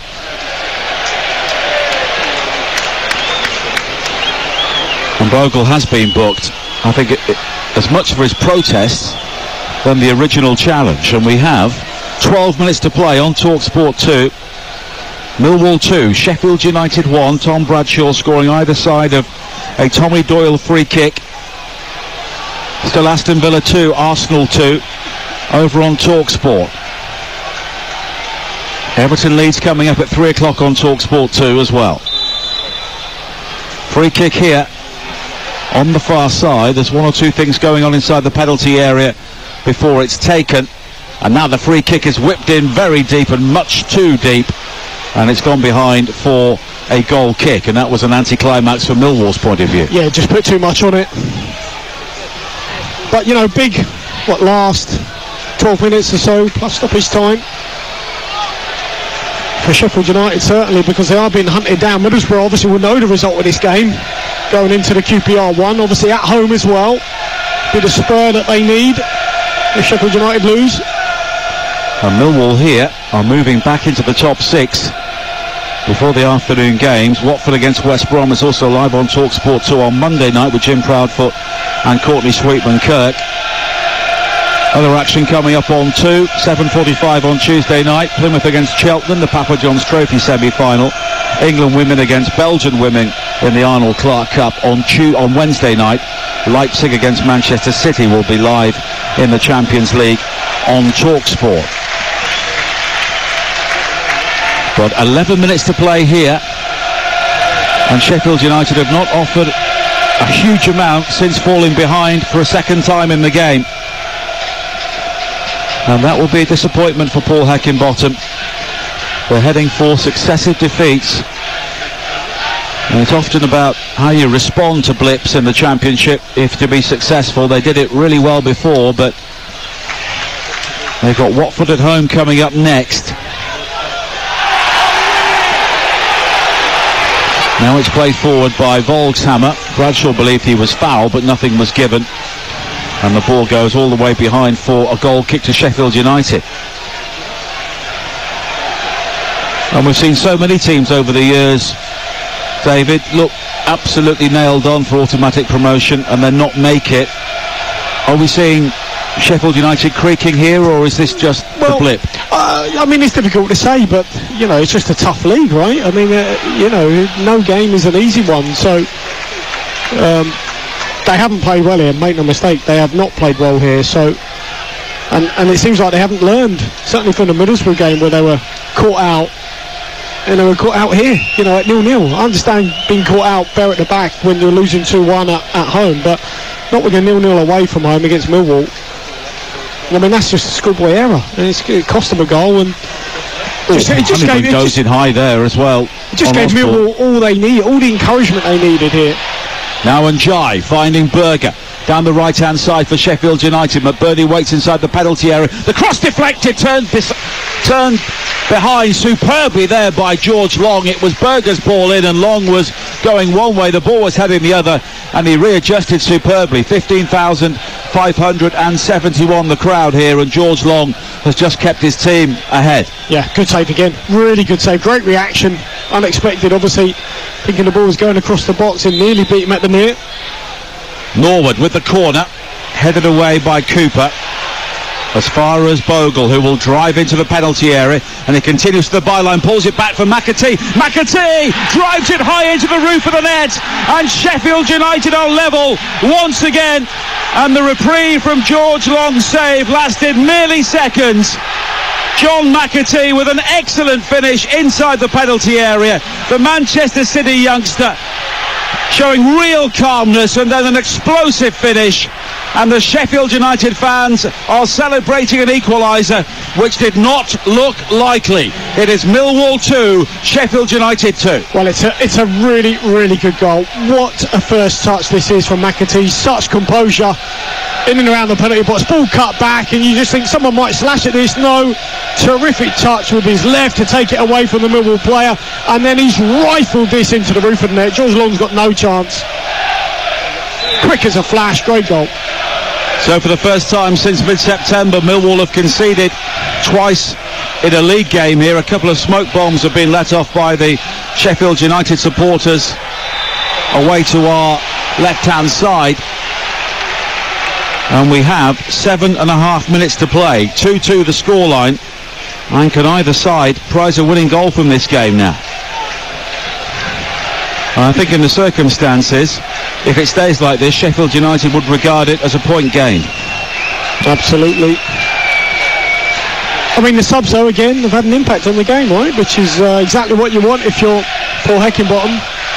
That's what you have a squad for, certainly if it's going to get you promoted.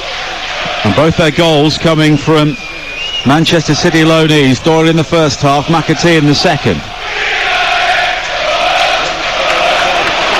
Now Fleming for Millwall, down the left-hand side. It's their turn to try and attack and take the lead for a third time. It's into Bradshaw. Bradshaw's got room to turn inside the penalty area, but the angle was tight, the shot was blocked. It spins out towards Honeyman. Honeyman, though, can't control it, and there's an opportunity for McAtee to drive forward now over the halfway line. McNamara goes to ground to make the challenge, but doesn't make it. McAtee continues. He's got Osborne on the overlap. Osborne cuts it back low, but it's blocked by Wallace at the near post, and Honeyman is able to clear. Now Saville. Game so open now. 6.5 minutes to play. 2-2 on Talksport 2.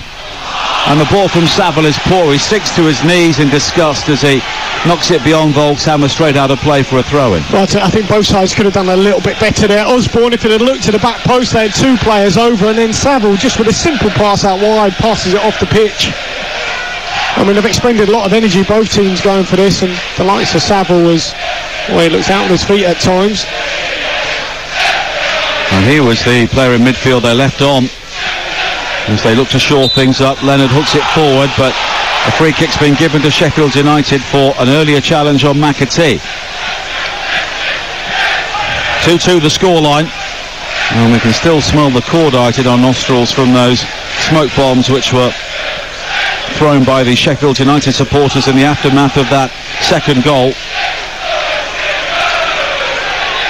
And they're now pushing for the winning goal here, which could really be a turning point in their season. Still 2-2 at Villa Park on Talksport as well. Now Fleming pings it forward for Millwall. Bradshaw will fasten onto it down the left-hand side. Needs support inside the penalty area. Gets it from Fleming. Fleming, though, is challenged by Osborne, but it comes back towards Fleming, who shuffles into position, fires in the shot. It's blocked, though, by Robinson. Spins high into the air. Berger brings it under control. He'll try and keep the ball in play. Did he? Just about by the corner flag on the far side. But his ball forward only finds Saville. Saville now down the Millwall left. Further wide to Wallace, but it's a tired ball in field from him. And Bogle is still full of running now for Sheffield United, and Jai is ahead of him. Now Osborne. Back towards Bogle again. And a good ball from him, wide towards McAtee. Down the right, he's got Berger on the overlap. McAtee comes in field, though, onto the left foot.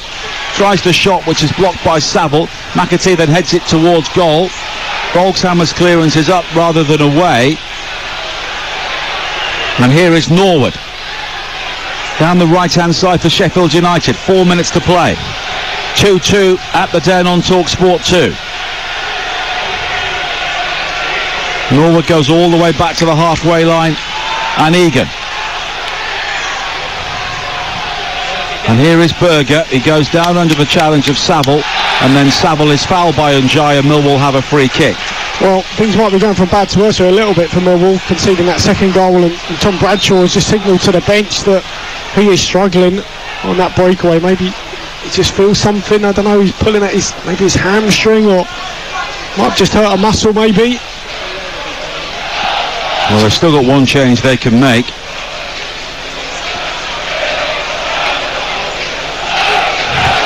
And we have just over 3 minutes of normal time to play here on Talksport 2. Everton against Leeds coming up. Duncan Watmore will be coming on for the final few moments here for Millwall. It's hooked forward into the penalty area now for Volkshammer. Driven low and turned in by Bradshaw.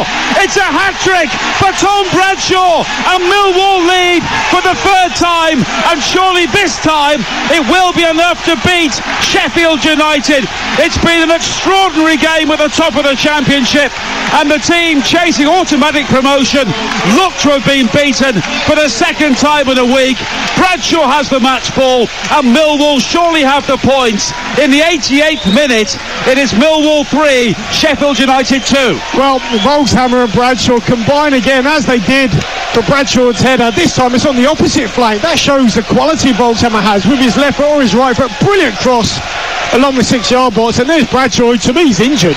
I mean, he signalled to the bench a moment ago with his arm up saying, I can't continue, but he sticks in around the box. He's just there to tap it home, and credit to these two. And Volkshammer, what a ball in with his right boot. I mean, he just teases the goalkeeper, who comes out and tries to get a little nick on it. They keep the ball alive. Fantastic ball, fist across the 6-yard box. And there he is, simple tap in, a couple of yards out, Bradshaw. Who lost him though, Dave? I mean, he's a centre forward in the 89th minute, unmarked, 2 yards out. Well, there he is, he's coming off now. Fingers crossed, well, certainly hope he's fit for Tuesday, that's for sure. Bradshaw comes off, Saville comes off, Watmore and Scott Malone come on. Well, he embraces Zion Fleming, but there's still some work to do here. There's also a hug from Gary Rowett, his manager. His second hat-trick of the season, scored 3 in the win against Watford, and 3 more here against Sheffield United. Well, that means Millwall going to a back 3, which will be a 5 really. playing Sheffield United at their own game, saying, go on then, try and break us down now. Of course, Sheffield United have gone to a back four as two Millwall players go for the same ball on this near side. McBurney closes down Creswell, and it's a throw-in to Millwall by the corner flag. And very soon, we are heading into added time here. And the Millwall crowd have been terrific all day, and they're right behind their team here now, leading 3-2 in the 90th minute.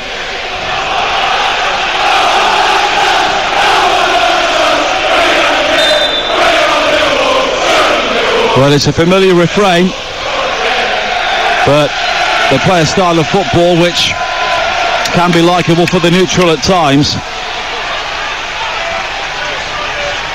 Here is an opportunity for Bogle to play it forward. Can Sheffield United respond for a third time here? Norwood with the cross in, looking for McBurney. He goes down inside the area, looking for a penalty, but he does get a corner conceded by McNamara. McNamara then comes straight across to have words with McBurney. He's been pulled away by his teammates on a yellow card.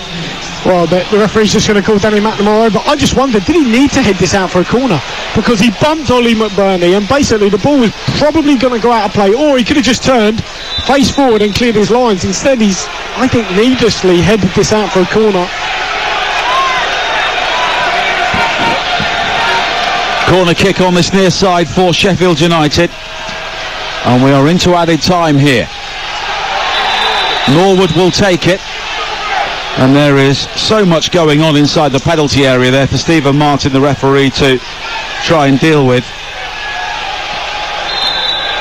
Pushing and pulling, and there is a wrestling match there involving Honeyman and Bogle. And the in-swinger from Norwood, high to the far post, headed away, bodies tumbling all over the place. We're into 5 added minutes here. And now a free kick's been given, and a Millwall player has been shoved over by a Sheffield United player. I think that might be McBurney. If it is, Robinson, it could be off, but it's Robinson who's been pulled across. Egan is also having words. I mean, Danny McNamara's come over. I think he's maybe accidentally, by looks of it, run into the referee, and then Robinson's got involved. There was a bit of to and fro in. Robinson has basically pushed Danny McNamara over. I mean, possibly a booking. Don't see too much in this, to be honest. Well, Robinson is shown a yellow card. And I imagine, I wonder if Danny McNamara, he might get away with this. I mean, he just needs to kick his nose out of this, Danny, and get away without being booked, which looks like it is the case. Yeah, it's been a chaotic game at times, but it's made it very enjoyable. Cooper and Fleming have been shown yellow cards for Millwall so far in the game. And for Sheffield United, Berger, Bogle, McBurney, and now Robinson. Long clears downfield, headed away by Osborne straight out of play, and it will be a throw-in for Millwall. And if you're Paul Heckingbottom, I think you'll be furious, David, because you work so hard to get back in the game. You look the stronger side in the finish, and then you give away a goal like that. Yeah, I mean, you could say they didn't defend the first ball up. You know, Jake Cooper, we spoke about him so many times. You know, how do you prevent him getting a little flick on things, or, you know, picking up the second balls? And they didn't do that. Didn't defend the long ball to Jake Cooper. Didn't pick up the second balls. Millwall did, and before you know it, a couple of passes later, it's in the back of their net. George Evans coming on for Millwall, his first appearance in the league since the 3rd of December, and he's replacing Zion Fleming. Another game without a goal for him, but he really looks the part as the Millwall number 10, and there's a smile on his face as he comes off.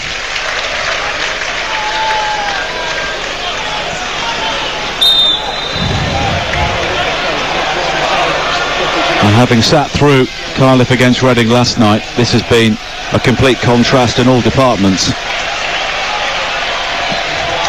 And if it stays like this, Millwall move into the top 6 for the 7th time this season. They found it difficult staying there, but they're building some momentum now, despite that defeat at the CBS Arena. Now McAtee, though, has won it back on this near side, and then McAtee has been fouled by Honeyman, And I think Honeyman will receive a yellow card here as well, but it's a free kick for Sheffield United on the halfway line. And Honeyman there, I think, took one for the team. Absolutely. Norwood over the free kick here for Sheffield United, running out of time at the end of this game to equalise for a third time. Norwood delivers it high into the penalty area. Oh, it's flicked towards his own goal, I think, initially by the Millwall defender Leonard, then cleared away by Cooper coming in behind him, and it will be a throw into Sheffield United, and this could be their final chance here. It will be a long throw from Robinson down this left-hand side beneath us. Robinson, real distance towards the 6-yard area, headed away initially. Norwood, wide towards this near side again, and Robinson. Norwood swings a high cross to the far post, headed clear as far as Unjai. A volley ball wide towards McAtee. McAtee with a flat cross into the penalty area. Cooper rises to head the ball away as far as Robinson. Delicate ball in, nodded towards goal by McBurney, but it's behind Lowe, and Lowe will shepherd the ball behind, and that's a goal kick celebrated like a goal by many of the Millwall fans around us. Yeah, they defended that really, really well. And you've got to say, some of the crosses coming in from Sheffield have been excellent. I mean, that one from Norwood with his left foot from the left side, brilliant ball in. Another one from the right, cleared by Cooper. And it looks like they might have just done enough here to win a pulsating game. Well, a number of Sheffield United fans are beginning to head for the exit here. They've seen enough, and they'll be looking for a response from their team when they play Watford at home in their next game. But here is McAtee looking to rescue a point here, but Wallace guides a header back towards Long. Long dramatically flops to the turf just to eat up some more time here. Stephen Martin, the referee, encourages him to get on with things, and he bowls the ball outside his penalty area and heads wide to the far side, then clears it long downfield again. It's all over. What a win for Millwall. They are back into the top 6, but it's back-to-back defeats for Sheffield United, and having lost to Middlesbrough on Wednesday, they are beaten here in South East London today. And have they got the promotion jitters at just the wrong time? It is finished. Millwall 3, Sheffield United 2.